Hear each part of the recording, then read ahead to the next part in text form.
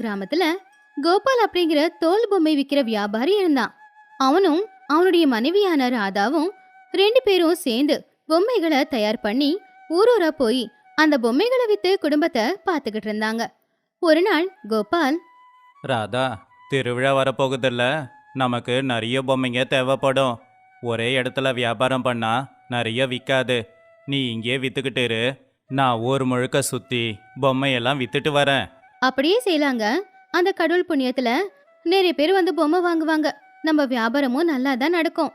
ஆனா நம்ம சம்பாதிக்கிற பணத்தை பார்த்து பொறாமப்படுற தோல் வியாபாரிங்க நமக்கு தோல் கொடுக்க மாட்டேன் அப்படின்னு சொல்லிட்டாங்களே. தோல் இல்லாம பொம்மை எப்படி செய்யறது? அத பத்தி ஏதாவது யோசிச்சிங்களா? அட பைத்தியக்கார ராதா, தோல் விற்கிற வியாபாரிங்க இந்த ஊர்ல மட்டுமா இருக்காங்க?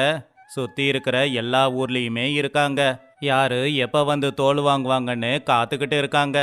அதை பத்தி எல்லாம் நீ எதுவும் யோசிக்காத. அப்படின்னு சொல்லி கோபால் சில பொம்மைகளை அவனுடைய பொண்டாட்டி கிட்ட கொடுத்து அவன் சில பொம்மைகளை எடுத்துக்கிட்டு சுத்தி இருக்கிற ஊருங்களை விக்கிறதுக்காக காலையிலேயே அவன் கிளம்பிட்டான். காலையில இருந்து வெயில்ல சுத்திக்கிட்டு இருக்கேன். ரொம்ப தாகமா வேற இருக்கு. தண்ணி பாட்டிலும் கொண்டு வரல. இங்க எங்கேயும் ஒரு கிணத்த கூட காணமே. அதோ அங்க ஒரு வீடு இருக்கு. தம்பி, ரொம்ப தாகமா இருக்கு, கொஞ்சம் தண்ணி கொடுக்குறீங்களா? அப்படின்னு ஒரு வீட்டு வாசல்ல நின்னு கோபால் கேட்டுக்கிட்டு இருந்தான். உடனே அந்த வீட்டை சேர்ந்தவரு கதவை திறந்துக்கிட்டு வெளியில வந்தாரு. தண்ணியும் இல்லை, ஒன்றும் இல்லை.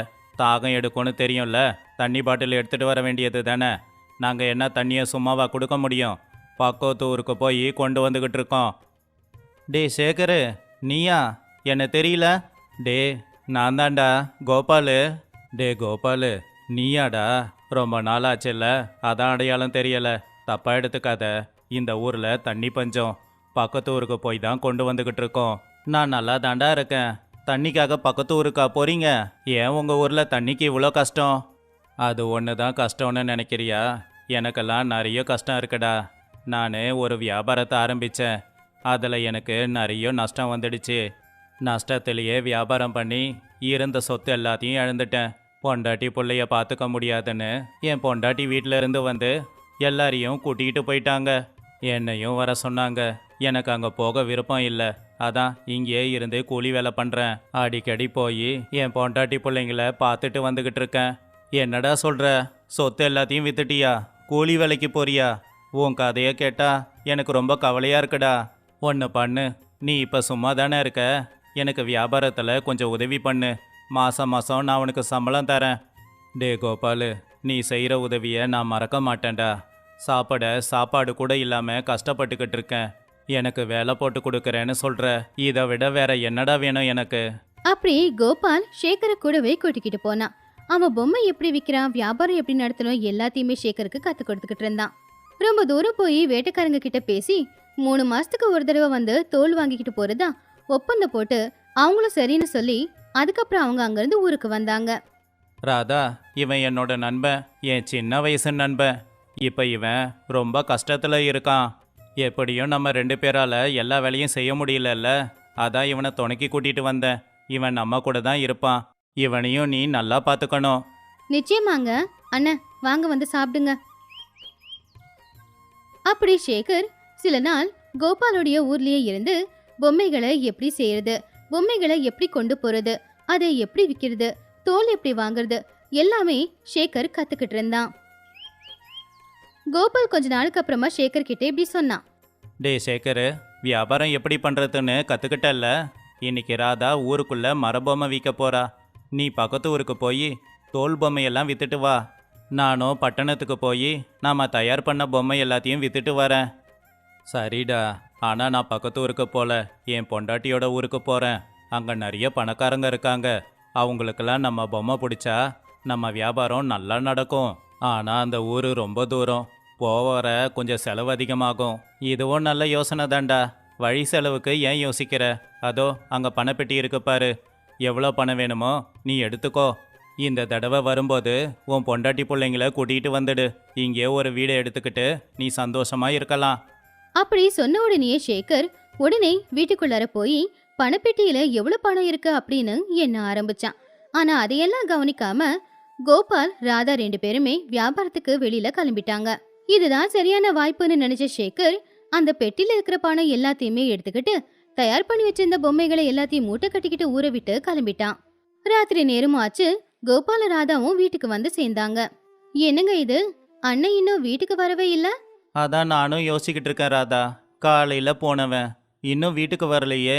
ஒரு வேலை எதனா ஆயிருக்குமோ? இல்லை இல்லை, ரொம்ப நாளைக்கு அப்புறம் மாமியார் வீட்டுக்கு போயிருக்கான்ல, அவங்க மரியாதை கொடுத்து அங்கேயே தங்க சொல்லியிருப்பாங்க. ஆமாங்க, அந்த ஊர் முழுக்க பொம்மையை விக்கலான்னு முடிவு பண்ணிருக்காரு போல. அதனால செஞ்சு வச்சிருந்த எல்லா பொம்மையையும் அண்ணன் எடுத்துட்டு போயிருக்காரு. அவன் கஷ்டப்பட்டு உழைக்கிறவன். சரி, பணப்பெட்டியிலிருந்து ஒரு 200 ரூபாயை கொண்டு வந்து கொடு. நாளைக்கு போய் தோல் வாங்கிட்டு வரேன். சரிங்க அப்படின்னு பணப்பெட்டியை போய் பார்த்தா அந்த பணப்பெட்டியில ₹1 கூட கிடையாது. என்னங்க இது, பணப்பெட்டி காலியா இருக்கு. முந்தானேத்து தானே ₹500 கொண்டு வந்து வச்சோம். சுத்தி இருக்கிற எந்த ஊருக்கு போனாலும் மிஞ்சி போனா ₹50க்கு மேல செலவாகாதே. அப்படி இருக்கும்போது அன்னையே மொத்த ₹500 எடுத்துட்டு போனாரு. ராதா, என்ன பேசிக்கிட்டு இருக்க? அவன் என் நண்பன். அவன் மேலே ஏன் திருட்டு பழி போடுற? இன்னுமா உங்களுக்கு புரியல? உங்க நண்பன் உங்களை ஏமாத்தினது. நீங்க அவரை நம்பி பணத்தை அவர்கிட்ட ஒப்படைச்சிங்க. வியாபாரம் எப்படி பண்ணணும்ன்றதையும் கத்து கொடுத்துட்டீங்க. அவரு பணம் பொம்மை எல்லாத்தையுமே எடுத்துக்கிட்டு போயிட்டாரு. கடவுளே, விற்கிறதுக்கு பொம்மையும் இல்ல, பொம்மை தயார் பண்றதுக்கு தோல் வாங்குறதுக்கு கையில பணமும் இல்ல. இன்னையில இருந்து நம்ம என்ன பண்ண போறோம்? பசங்களை எப்படி பாத்துக்க போறோம்? மெதுவா யோசிச்சு பார்த்தா ராதம்மா சொன்னது உண்மைதான் அப்படின்னு புரிஞ்சுது கோபாலுக்கு. அப்ப அவன் ராதா கிட்ட, கஷ்டத்தில் இருக்கிறவங்களுக்கு உதவி செய்யலான்னு நினைக்கிறது தப்பு போல. சரி, இன்னைக்கு சம்பாதிச்ச பணத்தை வேற இடத்துல வையி. மறுபடியும் இதே பெட்டியில் வச்சா நாம இல்லாத நேரத்தில் வந்து அவன் பணத்தை திருட போகிறான். நண்பன்னு நம்பி வீட்டுக்குள்ளே விட்டதுக்கு அவன் நல்ல பாடம் கற்றுக் கொடுத்துட்டான். சரி, இனி நான் தோல் பொம்மை எதுவும் செய்யலை. காட்டுக்கு போய் மரத்தை வெட்டிட்டு வந்து மரபொம்மையே செய்கிறேன். பழைய துணியை வச்சு தேங்காய் நாரை வச்சு பலவிதமான பொம்மைங்களை செஞ்சு அதை கொண்டு போய் விற்கலாம். அப்படி கோபாலும் அவனுடைய மனைவியும் கஷ்டப்பட்டு பலவிதமான பொம்மைகளை செஞ்சு ஊரூரா சுத்தி அந்த பொம்மைகளை வித்துக்கிட்டு இருந்தாங்க.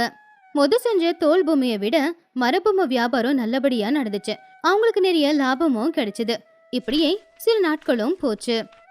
நாம இருந்த நிலைமையை விட இப்ப நம்ம எவ்வளவோ பரவாயில்லங்க. தோல் பொம்மை செய்யறத விட இந்த மரபொம்மை செய்யறது ரொம்ப சுலபமா இருக்கு. எந்த உயிரையும் கொல்லவும் தேவையில்லை. இப்பதான் சந்தோஷமா இருக்கு. அப்படி அவங்க பேசிக்கிட்டு இருந்தாங்க. அப்பதான் அங்க சேகர் வந்தான். டே கோபாலு, என்னை மன்னிச்சிடுடா. நீ நண்பன்னு நம்பி வீட்டுக்குள்ளே விட்டு வியாபாரத்தை கற்றுக் கொடுத்த. ஆனால் நான் உனக்கு நம்பிக்கை துரோகம் பண்ணி உன்கிட்ட இருந்த பணம் பொம்மை எல்லாத்தையும் எடுத்துட்டு போய் நான் வித்தேன்டா. ஆனால் அதுக்கு அந்த கடவுள் நல்ல தண்டனையாக கொடுத்துட்டான். பொண்டாட்டி பிள்ளைங்களோட வாழ்ந்துக்கிட்டு இருந்த வீடு தீப்பிடிச்சிடுச்சு. எங்களுக்கு எதுவும் ஆகலடா. ஆனால் எல்லா பொம்மைங்களும் எரிஞ்சு போயிடுச்சு. ஆனால் நாளைக்கு சாப்பிட எங்களுக்கு சாப்பாடு கூட இல்லைடா. போட்டுக்கிறதுக்கோ மாற்றிக்கிறதுக்கோ துணி கூட இல்லை. யாரும் எனக்கு உதவி செய்ய மாட்டேங்கிறாங்க. தயவு செஞ்சு பெரிய மனசு பண்ணி எனக்கு கொஞ்சம் பணம் கடனாக கொடுடா. இந்த தடவை நிச்சயமா அந்த பணத்தை உனக்கு வட்டியோட சேர்த்து கொடுக்கறேன். ஒரு தடவை உன்னை தெரியாமல் நம்பிட்டேன். உன்னை மாதிரி நம்பிக்கை துரோகிய வீட்டுக்குள்ளே கூட விட்டுருக்க கூடாது. தயவு செஞ்சு இங்கிருந்து போயிடு. உன்னை மாதிரி ஆளுக்கெல்லாம் குடிக்க தண்ணி கூட கொடுக்கக்கூடாது. ஆனால் பொண்டாட்டி பிள்ளையோட தவிக்கிறேன்னு சொல்றியே, என்னால் முடிஞ்ச உதவியை செய்கிறேன். தயவு செஞ்சு திரும்ப வந்துடாத. அப்படி கோபால் சேகருக்கு கொஞ்சம் பணத்தை கொடுத்தான். நண்பனுக்கு துரோகம் செஞ்சாலும் கூட அந்த நண்பனுக்கு மறுபடியும் கோபால் உதவி செஞ்சான். அதை பார்த்து சேகர் ரொம்ப வெக்கப்பட்டு அவன் செஞ்ச வேலையை நினைச்சு வருத்தப்பட்டுக்கிட்டு அங்கிருந்து கிளம்புனான். சின்ன ஊர்ல லக்ஷ்மணா அப்படிங்கிற ஒரு துணி வியாபாரி இருந்தாரு. அவர்கிட்ட இருக்கிற ராட்டினத்துல புடவைய நெஞ்சு அந்த புடவைய பட்டணத்துக்கு சைக்கிள்ல வச்சு கொண்டு போய் வித்துக்கிட்டு வருவாரு. அவருக்கு 2 பிள்ளைங்க. பெரிய புள்ள பேரு மகேஷ், சின்ன புள்ளியோட பேரு சுரேஷ். அவங்க 2 பேருக்கும் அவங்க அப்பா செய்யற வியாபாரம் பிடிக்கவே பிடிக்காது. அதுக்கு காரணம் இருக்கு. எதுக்குப்பா எப்பவுமே இந்த ராட்டனத்தையே கட்டிக்கிட்டு அழுதுகிட்டு இருக்கீங்க? இதில் நெஞ்ச புடவைய ஊரெல்லாம் சுற்றி விற்க போனப்ப தானே அம்மா இறந்து போயிட்டாங்க. உங்களுக்கு மட்டும் இல்லைடா, உங்கள் அம்மா இல்லைங்கிற கவலை எனக்கும் தான் இருக்கு. என்ன பண்ணுறது? இது பல தலைமுறையாக செய்கிற வேலை. உனக்கு தெரியுமா, இதில் நான் நெஞ்ச அருமையான புடவையை பார்த்து தான் உங்கள் தாத்தா உங்கள் அம்மாவை எனக்கு கட்டி வச்சாரு. அன்னையிலிருந்து நாங்கள் 2 பேரும் இப்படி தான் வாழறோம். என்னமோ அது எங்களுக்கு தெரியாதுப்பா. எங்களுக்கு தெரிஞ்சு அம்மா உடம்பு முடியாமல் இருந்தாங்க. அந்த நேரத்தில் நீங்கள் பட்டணத்துக்கு போய் புடவை விற்றீங்க. திரும்பி வர்றதுக்குள்ள அம்மா செத்துட்டாங்க. வாழ்க்கையில் சிலதை மறக்க முடியாதுப்பா. நீங்கள் இந்த வேலை செய்யாமல் வேற வேலை செஞ்சிருந்தா பணம் வந்திருக்கும். அந்த பணத்தை வச்சு அம்மாவை ஆஸ்பத்திரிக்கு கூட்டிகிட்டு போயிருந்தா அம்மா உயிரோடு இருந்திருப்பாங்க. இப்படி இந்த ராட்டனத்தில் புடவை நெஞ்சு விற்கிறத விட வேற ஏதாவது புதுசாக வியாபாரம் ஆரம்பிங்க. சரிப்பா, என் கஷ்டம் உங்களுக்கு புரியாது. நல்லா படித்து பரீட்சையில் நல்ல மார்க் எடுங்க. அப்படி பிள்ளைங்களுக்கு அந்த வியாபாரம் பிடிக்கல அப்படின்னாலும் பிறந்ததுல இருந்தே செஞ்சுக்கிட்டு இருக்கிற குலத்தொழில விட முடியாம இன்னும் லக்ஷ்மணன் அந்த வியாபாரத்தை தான் செஞ்சுக்கிட்டு இருந்தாரு. அதே ஊர்லதான் ரங்கையா அப்படிங்கிற இன்னொருத்தன் இருந்தான். வேலை வெட்டி எதுக்கும் போகாம சும்மா ஊரை சுத்திக்கிட்டு 4 பேருக்கிட்ட 4 விதமா பேசிக்கிட்டு அவங்க கிட்ட இருந்து பணத்தை கொள்ளையடிச்சுக்கிட்டு இருந்தான். அந்த பணத்துல தான் அவன் அவனுடைய வயித்தை கழுவிக்கிட்டு இருந்தான். ஒரு நாள் அவனுடைய கண்ணு லக்ஷ்மண மேல விழுந்துச்சு. டே மகேஷ், உங்ககிட்ட தான் சைக்கிள் இருக்கே, ஒரு அரை மணி நேரம் சைக்கிள் கொடு. முடியாது சித்தப்பா, நீங்கள் சும்மா ஊர் சுற்றிக்கிட்டு இருப்பீங்க, அது கெட்டு போயிடும். சும்மா வேணாண்டா, உனக்கு நான் வாடகை பணம் தரேன். எப்படியும் உங்கள் அப்பா செய்கிற வியாபாரத்தில் பெருசாக லாபம் கிடைக்காது. உனக்கு செலவுக்கு பணம் கொடுப்பாரா? அதுக்கு பதிலாக நான் சொல்கிறதுக்கு ஒத்துக்கோ. 1 மணி நேரத்துக்கு 2 ரூபாய் கொடுக்குறேன். நீ ஸ்கூல் முடிச்சு வர்ற வரைக்கும் நான் வண்டி ஓட்டிக்கிட்டு இருக்கேன். அதுக்கப்புறம் கொடுத்துட்றேன். ஒரு நாளைக்கு 6 ரூபாய் கிடைக்கும். என்ன சொல்கிற சித்தப்பா? எங்கள் அப்பா தினமும் எனக்கு 10 ரூபாய் கொடுப்பாரு, என் தம்பிக்கு 10 ரூபாய் கொடுப்பாரு. எங்கள் அப்பா செய்கிற வேலை எனக்கும் என் தம்பிக்கும் பிடிக்கல தான். ஆனால் அதை அவர் செய்கிறாருனா அதுக்கு காரணம் அதில் வர்ற வருமானம். உன்னோட 6 ரூபாயை நீயே வச்சுக்கோ, என் சைக்கிளை உனக்கு கொடுக்க முடியாது. அப்படின்னு சொல்லி மகேஷ் அங்கிருந்து போயிட்டான். மகேஷ் சொன்னதை கேட்டு ரங்கையாவோட மனசுக்குள்ள ஏதோ ஒரு கெட்ட எண்ணம் வந்துச்சு. என்னது, ஒரு நாளைக்கு 20 ரூபாய் பசங்க செலவுக்கு கொடுக்குறானா? சும்மா சைக்கிளில் சுற்றிக்கிட்டு இருப்பான், ஆனால் இவ்வளோ பெரிய வியாபாரம் பண்ணுறானா? இவனுக்கு பணத்தாசை காட்டலான்னு பார்த்தேன், ஆனால் நான் நினச்சது எதுவும் நடக்கலை. அப்படி உடனே ரங்கையா லக்ஷ்மணனை பாக்குறதுக்காக ஓடுனான். அப்பதான் லக்ஷ்மணன் அவன் நெஞ்ச புடவைகளை எடுத்துக்கிட்டு வியாபாரத்துக்கு போய்கிட்டு இருக்கும்போது ரங்கையா அவனை தடுத்தான். அண்ணே அண்ணே, ஒரு நிமிஷம் இரு. என்ன ரங்கையா, என்னை தடுத்து நிப்பாட்டுறியே? எதுனா வேலை இருக்காப்பா? ஏண்ணா நிப்பாட்டக்கூடாதா? நாம் 2 பேரும் அண்ணன் தம்பியாக தானே பழகிக்கிட்டு இருக்கோம். ஏதோ வேலைன்னு இருந்துட்டேன், உன்னை வந்து என்னால் பார்க்க முடியலை. சரி, இப்போ என்ன விஷயம்னு சொல்லு. ஒன்றும் இல்லைண்ணே, நானும் தினமும் உன் கூட வந்து பட்டணத்தில் நீ வியாபாரம் பண்ணுறத பார்க்குறேன். எங்கள் அம்மா ஊறுகாய் போடுவாங்க, உனக்கு தெரியும்ல. அந்த ஊறுகாயை நானும் விற்கலான்னு இருக்கேன். எனக்கு பட்டணம் தெரியாது, அதான் உன் கூட வந்தா கொஞ்சம் பழகுமேன்னு. நல்ல விஷயந்தான்ப்பா, இப்போவாவது உனக்கு இந்த அறிவு வந்துச்சே.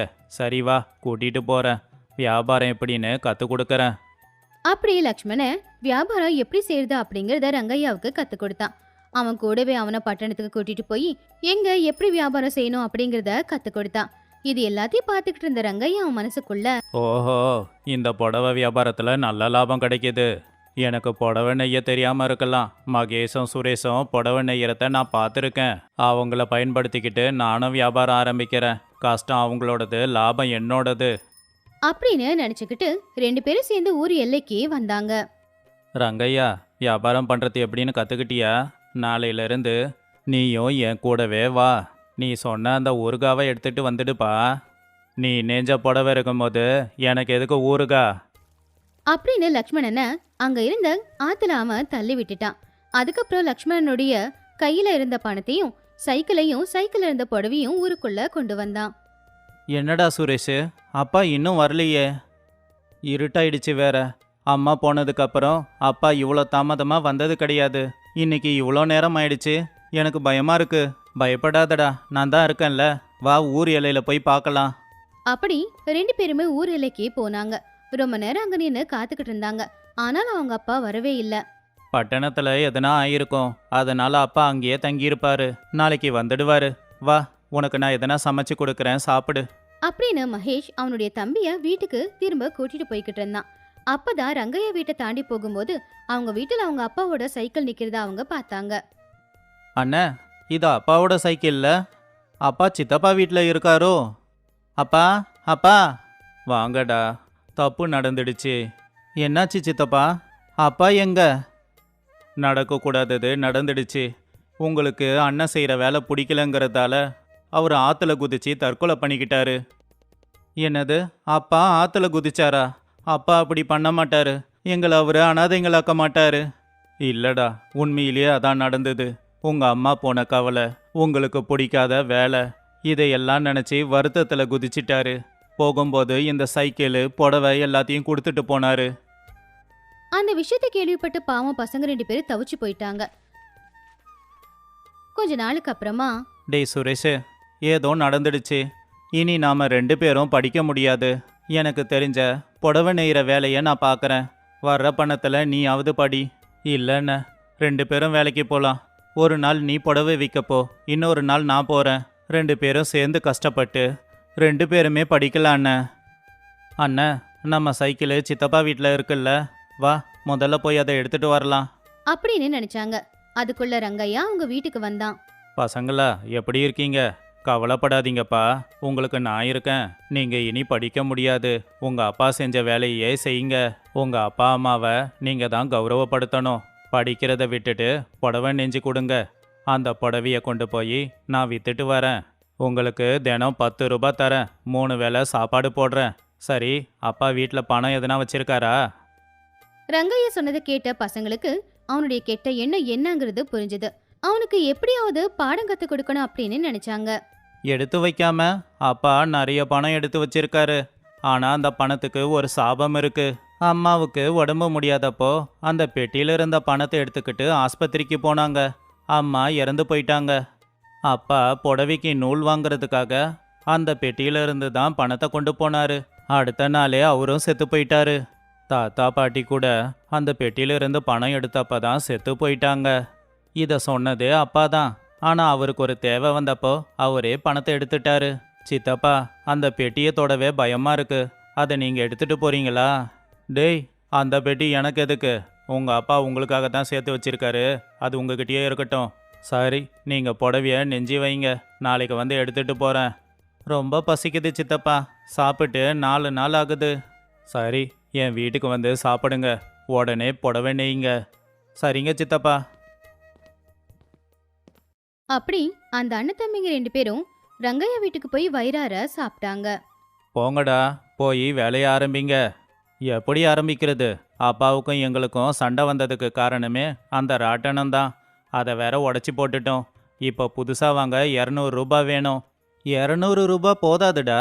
பட்டணத்துக்கு போகணும். அதை தூக்கிக்கிட்டு வேற வரணும். 220 ரூபாய் வேணும். இப்படி அவங்க 2 பேரும் பேசிக்கும்போது ரங்கையா அவனுடைய மனசுக்குள்ள இப்படி யோசிச்சான். நல்லா இருந்த ராட்டனத்தை வீணா போனவனுங்க உடைச்சிட்டானுங்க. இவனுங்க அப்பாங்கிட்ட இருந்து 140 ரூபாய் தான் நான் எடுத்தேன். இவனுங்க 220 ரூபா கேட்குறானுங்க. சரி, இப்போ செலவு பண்ணாதான் வாழ்க்கை முழுக்க நல்லா இருக்க முடியும். சரி பசங்களா, அவ்வளவு பணம் என்கிட்ட இல்லை. கடன் வாங்கியாவது உங்களுக்கு 220 ரூபாய் கொடுக்குறேன். நீங்கள் 2 பேரும் போய் புது ராட்டனம் வாங்கிட்டு வாங்க. ராட்டனம் எங்கே விற்பாங்கன்னு எனக்கு தெரியாது இல்லையா? அப்படின்னு போய் 220 ரூபாயை எடுத்துட்டு வந்து அத அவங்க கிட்ட கொடுத்தான். சித்தப்பா, இது அப்பாவோட சைக்கிள் இல்லை. இந்த மூட்டையும் அப்பாது தானே? அப்பா கடைசியாக நெஞ்ச போடுவீங்க. டேய் சுரேஷ், இதெல்லாம் வீட்லேயே வச்சுட்டு அப்பா சைக்கிள்லேயே போய் ரட்டனை வாங்கிட்டு வரலாம். அப்பா சைக்கிளை பார்த்தா விலையை குறைப்பாங்க. நல்லா இருக்குடா யோசனை. உங்கள் அப்பாவை அவங்களுக்கு ஏற்கனவே தெரியும்ல. போய் கம்மி விலைக்கே ரட்டனை வாங்கிட்டு வந்து உடனே புடவை நெய்ய ஆரம்பிங்க. அப்படி ரங்கையா மகேஷ் சுரேஷ் 2 பேரையும் அனுப்பிட்டு அடுத்து வரப்போற காலத்துல தான் சந்தோஷமா இருக்க போறேன் அப்படின்னு நினைச்சு ரொம்பவும் சந்தோஷப்பட்டுக்கிட்டு இருந்தான். அப்பாடா, இவனை பற்றி ஏற்கனவே தெரியும்டா. எப்படியோ அப்பாவோட சைக்கிள், பணம், புடவெல்லாம் வாங்கிட்டோம். இனி இந்த ஊரில் இருக்கக்கூடாதுடா. நம்ம பொருள் எல்லாத்தையும் எடுத்துக்கிட்டு வெளியூருக்கு போகலாம். வீட்டை என்னென்ன பண்ணுறது? ஊர் முழுக்க இவனை மாதிரியே ஆளுங்க இருப்பாங்களா என்ன? ஜமீன்தார்கிட்ட அப்பா கொஞ்சம் கடன் வாங்கியிருந்தாருல்ல, அவருக்கு நம்ம வீட்டை கொடுத்துட்டு கடன் போக மிச்ச பணத்தை வாங்கிக்கலாம். அப்படி சுரேஷ் மகேஷ் 2 பேருமே அந்த ஊர் ஜமீன்தார் கிட்ட போய் நடந்த எல்லா விஷயத்தையும் சொன்னாங்க. சின்ன வயசுலேயே உங்களுக்கு ரொம்ப கஷ்டம் வந்துடுச்சுப்பா. உங்கள் அப்பாவும் நானும் நண்பர்கள் தான். உங்ககிட்ட எப்படி நான் பணம் வாங்க முடியும்? கடன் எல்லாம் கொடுக்க வேண்டாம். இந்த பணத்தை நீங்களே வச்சுக்கோங்க. ரங்கையா மாதிரி ஆளுங்க இருக்கிற ஊரில் நீங்கள் இருக்க வேண்டாம்ப்பா. வேற ஊருக்கு போய் நல்லபடியாக வாழ்ந்துக்கோங்க. பக்கத்து ஒரு ஜமீன்தார் கூட எனக்கு தெரிஞ்சவர் தான். ரொம்ப நல்லவர்.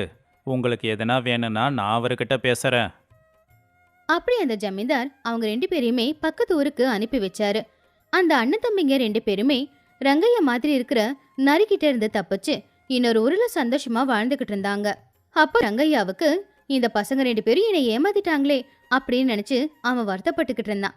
ஆனா இத பத்தி வெளியே சொல்லி பிரச்சனை பண்ணா அப்புறம் லக்ஷ்மணனை தான் தான் கொண்டேங்கிற விஷயம் தெரிய வந்துருமோ என்னமோன்னு அவன் அமைதியாயிட்டான். அண்ணன் தம்பிங்க 2 பேரும் படிச்சுக்கிட்டே அந்த வியாபாரத்தையும் செஞ்சுக்கிட்டு நல்லபடியா அவங்க வாழ்க்கைய வாழ்ந்துகிட்டு